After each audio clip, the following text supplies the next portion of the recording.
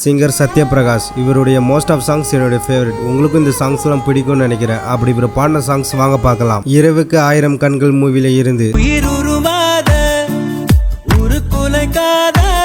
வெள்ளக்கார துரை மூவில இருந்து,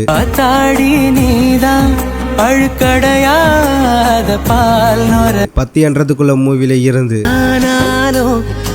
இந்த மயக்கம் ஆகாது சீமராஜா மூவில இருந்து, யாரோ எனக்கு இல்ல பாரு, தீரன் மூவில இருந்து, சின்ன கண்ண செய்வில் உன்னடிமையாகவா, எல்கேஜி மூவில இருந்து,